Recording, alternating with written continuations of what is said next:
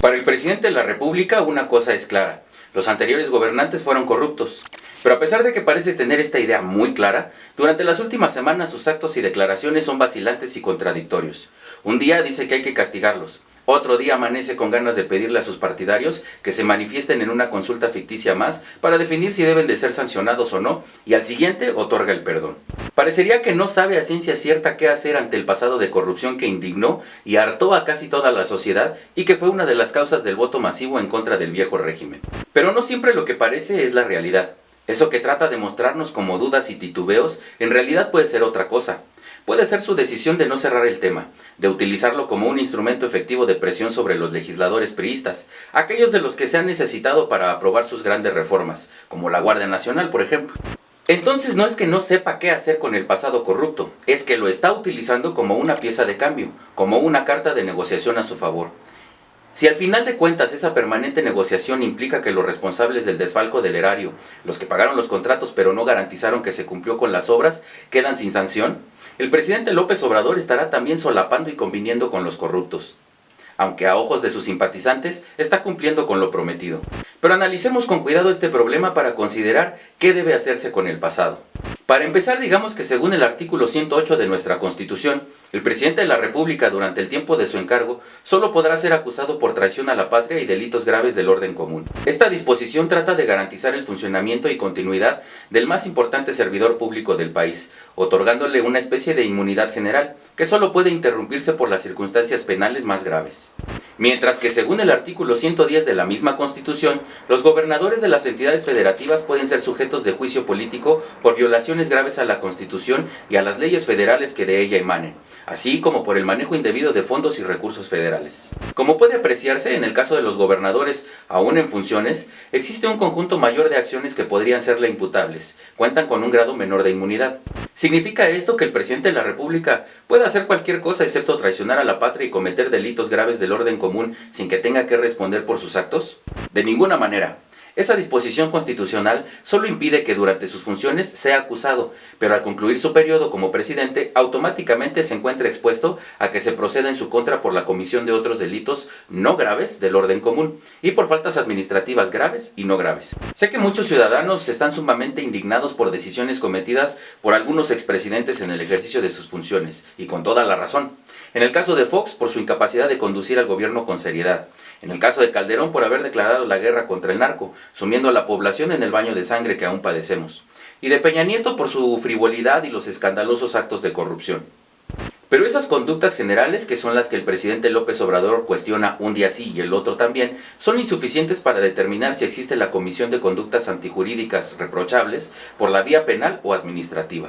Es más, no olvidemos que los delitos de corrupción fueron realmente tipificados así e incluidos en el Código Penal Federal hasta 2016, pero que esa reforma no entraría en vigor sino hasta que se designara el fiscal anticorrupción, lo que acaba de ocurrir el pasado 1 de marzo.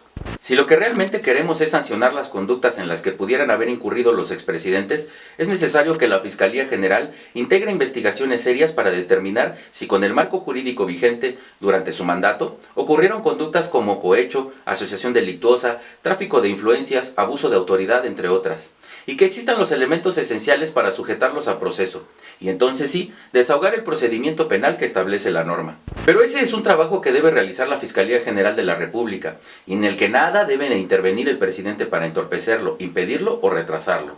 Es cierto que el presidente tiene la facultad de conceder, conforme a las leyes, indultos a los reos sentenciados por delitos de competencia de los tribunales federales, pero a los reos sentenciados. Lo que el presidente no tiene es la atribución de dirigir las investigaciones de delitos. Quien tiene la facultad de investigar los delitos es el Ministerio Público, y según el artículo 102 de nuestra Constitución, el Ministerio Público de la Federación se organizará en una Fiscalía General de la República.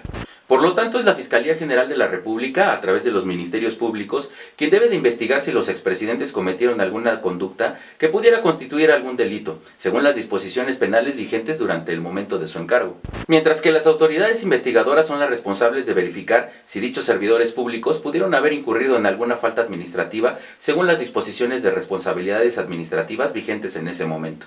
Pero el presidente López Obrador no puede instruir a unas u otras autoridades a dejar de hacer, no puede decretar el no ejercicio de la acción penal o archivar las investigaciones. El presidente de la República no puede impedir que se investigue y se sancione a los servidores públicos del pasado, si estos hubieran cometido alguna conducta antijurídica. Si lo hiciera, incurriría en posibles actos de colusión, tráfico de influencias e incluso dichos actos podrían considerarse que retardan o entorpecen maliciosamente o por negligencia la administración de justicia, lo que constituye el delito contra la administración de justicia cometido por servidor público.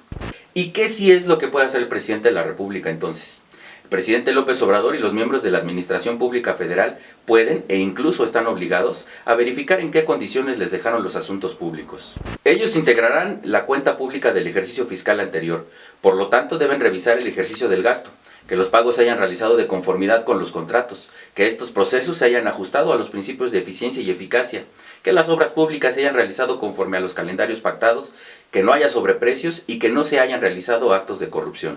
El presidente López Obrador y su equipo deben de verificar en qué condiciones se encuentra el gobierno, cuáles son los compromisos y cómo se ejercieron las funciones públicas. Justo para eso sirve el proceso de entrega-recepción. Y si de ese proceso de revisión, en el marco del proceso de entrega-recepción o en la integración de la cuenta pública de la administración anterior, que deberá remitirse a la Cámara de Diputados, se aprecian irregularidades, deben de hacerlo del conocimiento del fiscal general de la República o de las autoridades administrativas de investigación para que inicien los procedimientos correspondientes. Y ahí es donde el presidente López Obrador no puede escurrir el bulto y como Poncio Pilatos lavarse las manos para que sean los fariseos que lo acompañan los que en consulta pública perdonen a Barrabás y a los malhechores que lo acompañan. López Obrador impuso al actual fiscal general de la República, por eso tiene la obligación moral, pero sobre todo política, de exigirle investigaciones efectivas, prontas y abiertas al escrutinio público. Esto para recuperar los bienes nacionales que fueron expoliados y que seguramente se encuentran resguardados en bienes o en cuentas bancarias. ¿O qué? ¿Los corruptos gastaron todo lo que se robaron?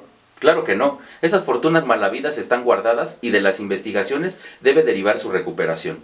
El presidente tiene la obligación de investigar el estado que le dejaron de la administración pública y del erario nacional y tiene que presentarle al fiscal general la información para proceder. Y debe exigirle a este funcionario una actuación pronta, expedita y efectiva. Sino ¿para qué lo puso en ese cargo? El fiscal general de la República le debe el cargo al presidente, y se supone que la cuarta transformación es para cambiar la actuación de los servidores públicos, para que no simulen, para que cumplan y entreguen resultados. Así que, presidente López Obrador, ¿su equipo está o no está haciendo las investigaciones? ¿O solo le interesan las investigaciones del documental del populismo que lo atacaba directamente? ¿Qué hechos son más graves y exigen mejores resultados? ¿El ataque a su persona o el robo del erario? Si realmente está haciendo las investigaciones, ¿para cuándo tendremos resultados? Todos esperamos ver que exija al fiscal general resultados efectivos, claros y contundentes en esta materia. De lo contrario, será usted cómplice de esos a los que acusa. No entregar los resultados de los actos de corrupción que se cometieron puede provocar que los actuales servidores públicos continúen con esas acciones y se siga afectando el presupuesto gubernamental. Y eso, presidente López Obrador, puede ser un acto grave de corrupción sancionable. De lo contrario, será usted cómplice de esos a los que acusa. No entregar los resultados de los actos de corrupción que se cometieron puede provocar que los actuales servidores públicos continúen con esas acciones y se siga afectando el presupuesto gubernamental. Y eso, presidente López Obrador, puede ser un acto grave de corrupción sancionable.